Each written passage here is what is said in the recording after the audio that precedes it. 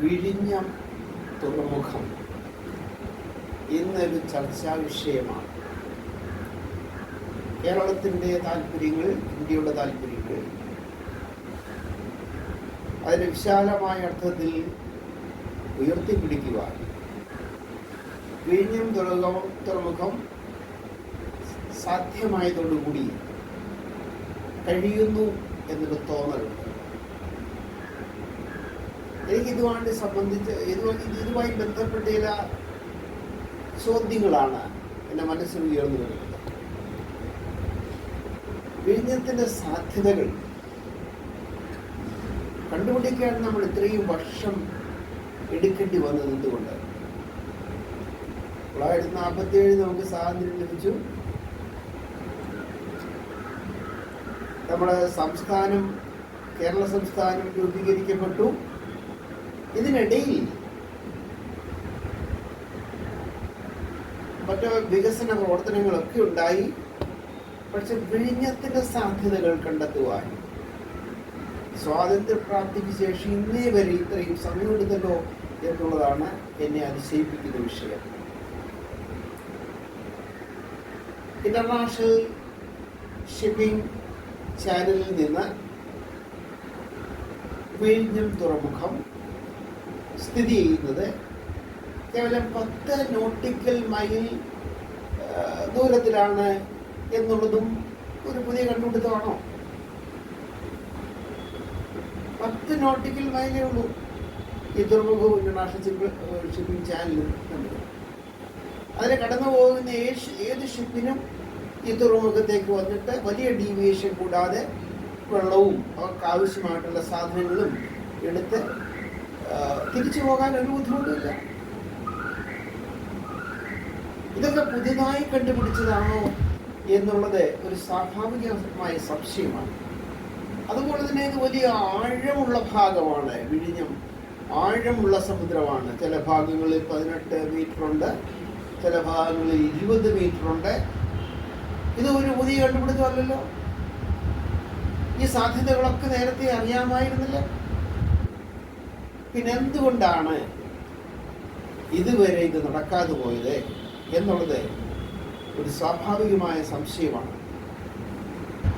ഇപ്പോൾ ഏതാണ്ട് പുതിയൊരു കാര്യം കണ്ടുപിടിച്ചു. ആ കണ്ടുപിടുത്തത്തിന്റെ അടിസ്ഥാനത്തിൽ കാര്യങ്ങൾ നടപ്പാക്കുന്നു എന്നൊരു ധാരണയാണ് പുതിയ തലമുറയ്ക്കുണ്ടാകുന്നത്. അവിടെയാണ് എന്ത് സംഭവിച്ചു എന്ന് നമ്മൾ അന്വേഷിക്കേണ്ടത്. എന്താണ് യഥാർത്ഥത്തിൽ സംഭവിച്ചത്? മാറി മാറി വരുന്ന ഗവൺമെന്റുകളുടെ അനാസ്ഥയും നിസ്സംഗതയും ഒരു ഭാഗത്ത്, കാലാകാലങ്ങളായി വരുന്ന പ്രതിപക്ഷത്തിന്റെ എതിർപ്പുകൾ മറുഭാഗത്ത്,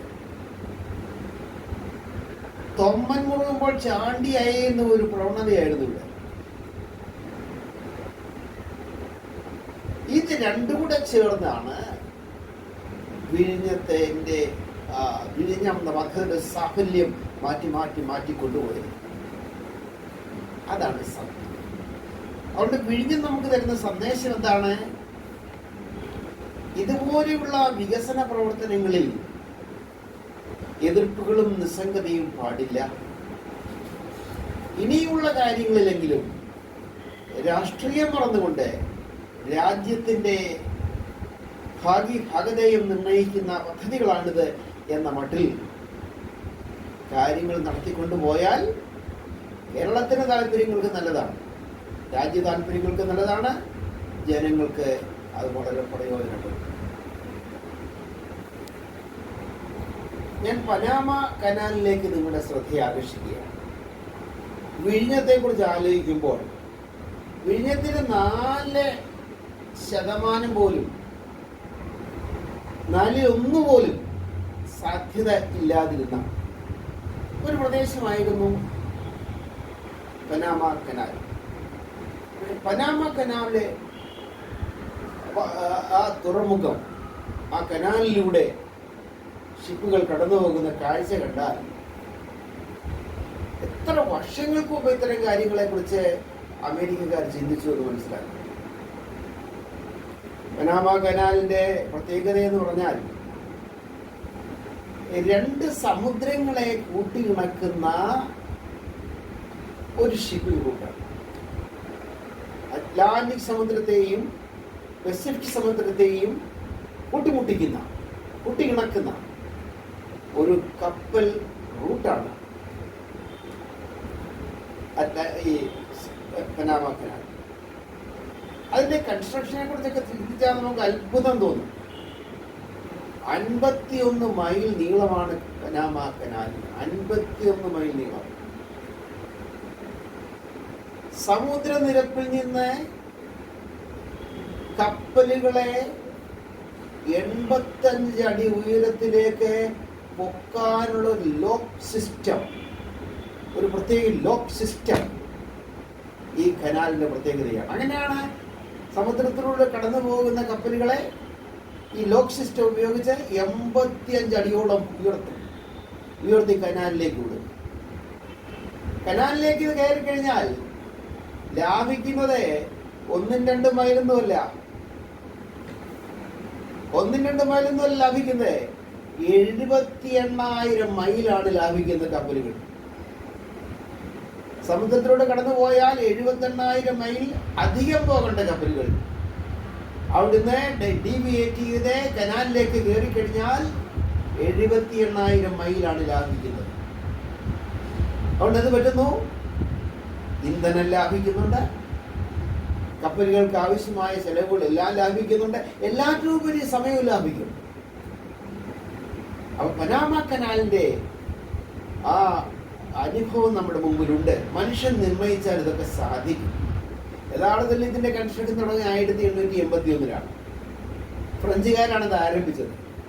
കുറച്ച് വർഷം കഴിഞ്ഞപ്പോൾ അവരത് ഉപേക്ഷിച്ചു പോയി. അതിന് അമേരിക്കക്കാരത് വിടാൻ തയ്യാറല്ലായിരുന്നു. അവരത് ഏറ്റെടുത്തു. 1904 കനാലിന്റെ കൺസ്ട്രക്ഷൻ തുടങ്ങി. 1914 അത് പൂർത്തീകരിക്കപ്പെട്ടു.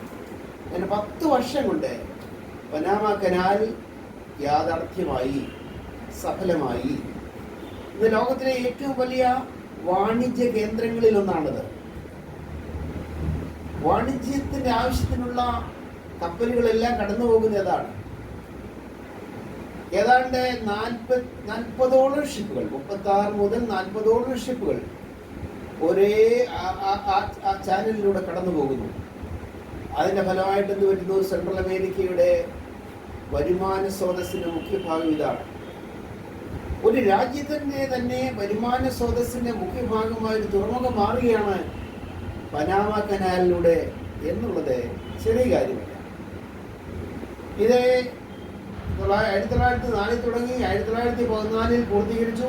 പിന്നീട് വന്ന ഗവൺമെന്റുകൾ തന്നെ എല്ലാ പരിഷ്കാരങ്ങളൊക്കെ വരുത്തി. പ്രത്യേകിച്ച് റൂസ്വെൽറ്റിന്റെ കാലത്തുള്ള പരിഷ്കാരങ്ങളൊക്കെ വളരെ പ്രധാനമാണ്.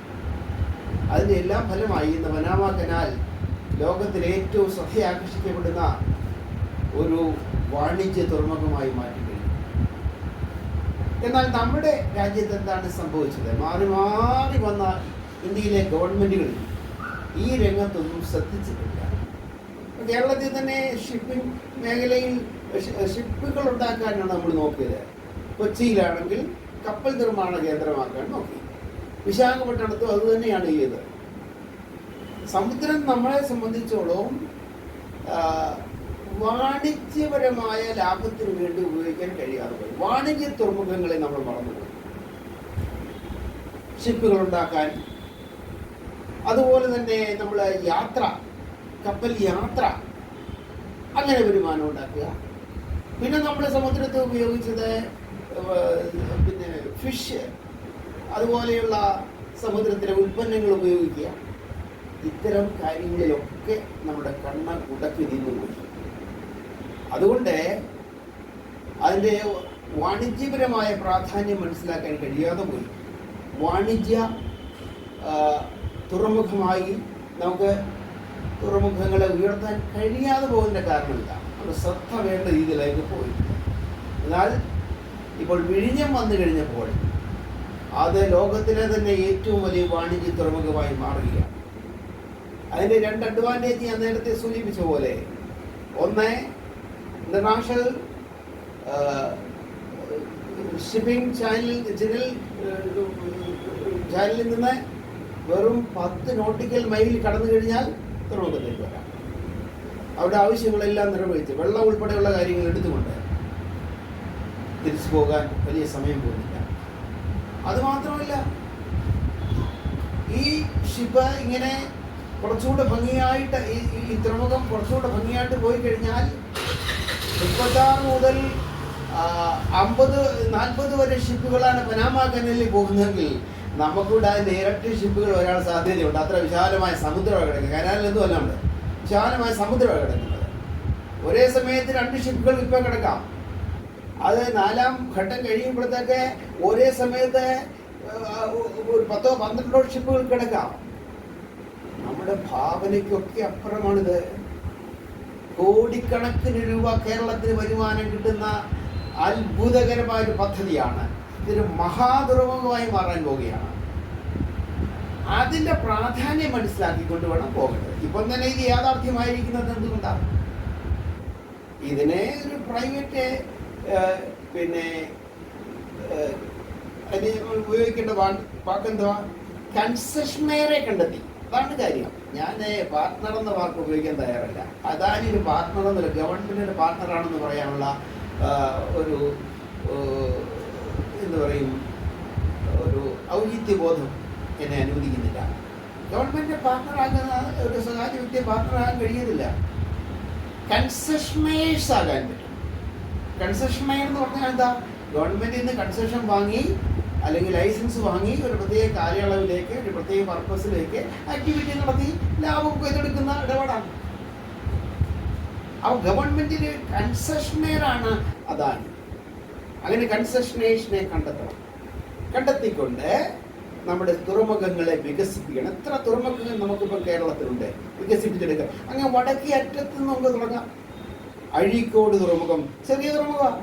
അഴീക്കോട്, ബേപ്പൂര്, കോഴിക്കോട്, പിന്നെ ഇങ്ങോട്ട് വരുമ്പോഴേ കൊടുങ്ങല്ലൂര്, പിന്നെ ഇങ്ങോട്ട് വരുമ്പോഴേ ആലപ്പുഴ, കൊല്ലം, കായംകുളം, തൃക്കുന്നപ്പുഴ, എണ്ണി പറയാം. ചെറുതും വലുതുമായ തുറമുഖങ്ങൾ, ചെറുതും വലുതുമായ. ഇവിടെ എല്ലാം വാണിജ്യ കാര്യങ്ങൾക്ക് മാത്രമല്ല ഉപയോഗിക്കാൻ കഴിയും, യാത്രകൾക്ക് ഉപയോഗിക്കാം. യാത്രാ സൗകര്യങ്ങൾ മെച്ചപ്പെടുത്താൻ വേണ്ടി സമുദ്രത്തെ ഉപയോഗിക്കാം. വെള്ളത്തിലൂടെ യാത്രയ്ക്ക് ഒരു പോപ്പുലാരിറ്റി ലഭിക്കണം.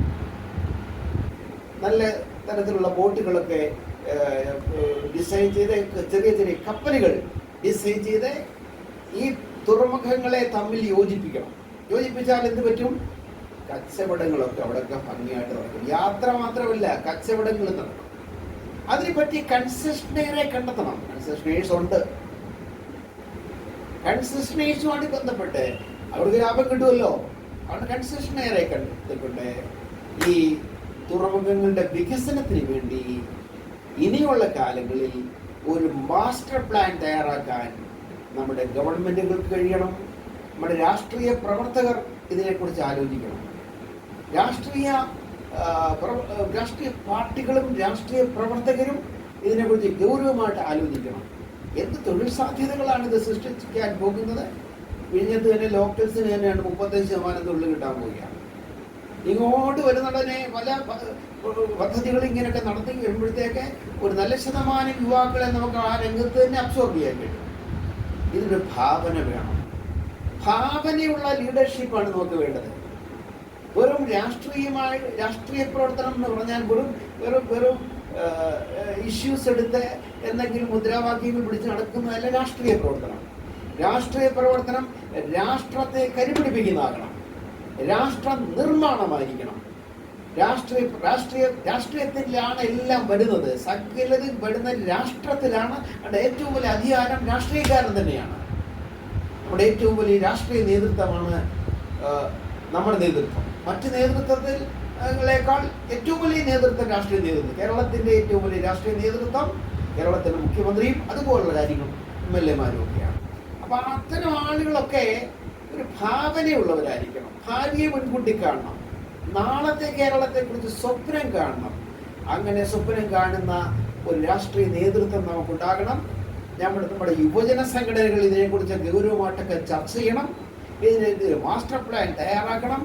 അങ്ങനെ രാഷ്ട്ര വികസനത്തിന് വേണ്ടി എല്ലാവരും സഹകരിക്കണം എന്ന് മാത്രമാണ് ഈ വീഡിയോയിലൂടെ ഞാൻ പറയാൻ ആഗ്രഹിച്ചത്. ഞാൻ പനാമ കനാല് ഇടയ്ക്ക് കൊണ്ടുവന്ന് എന്തെന്ന് ചോദിച്ചാൽ, ഈ വിഴിഞ്ഞത്തിന് നാലൊരു അംശം പോലും സാധ്യതയില്ലാത്ത ഒരു പ്രദേശമായിരുന്നു ഈ സെൻട്രൽ അമേരിക്കയിലെ പനാമ കനാൽ. പക്ഷേ ആ കനാൽ വെട്ടി അവര് 51 മൈല് നീണ്ടു കിടക്കുന്ന കനാല് വെട്ടിയതിനു ശേഷം ആ കനാലിലേക്ക് കപ്പലുകളെ കയറ്റി വിടുക. എത്ര ഭാവന സമ്പൂർണ്ണമാണത്. കപ്പലുകളെ 85 അടി ഉയർത്തി, സമുദ്രനിരപ്പിൽ നിന്ന് 85 അടി ഉയർത്തി, മേലോട്ട് ഉയർത്തി, ഒരു നല്ല ലോക്ക് സിസ്റ്റത്തിലൂടെ ഉയർത്തി പനാമ കനാലിലേക്ക് കടത്തിവിട്ട് 75,000 മൈലുകൾ ലാഭിക്കുക എന്ന് പറഞ്ഞാൽ അത് അത്ഭുതകരമായ ഒരു കാര്യമാണ്. ഇത് തന്നെ നമുക്ക് ഇതിനേക്കാൾ മെച്ചപ്പെട്ട രീതിയിൽ ചെയ്യാൻ കഴിയും വിഴിഞ്ഞത്ത്. കാരണം വിഴിഞ്ഞം തുറമുഖം കൃത്രിമ തുറമുഖമല്ല, നാച്ചുറലാണ്, പ്രകൃതിദത്തമാണ്. പനാമ കനാലാകട്ടെ കൃത്രിമമാണ്. ഇതെല്ലാം നമ്മൾ മനസ്സിലാക്കുവാനും കാര്യങ്ങൾ ഇതും പ്രകാരം നമുക്ക് ഇതുപോലെ നിന്നൊക്കെ പാഠങ്ങൾ പഠിച്ചുകൊണ്ട്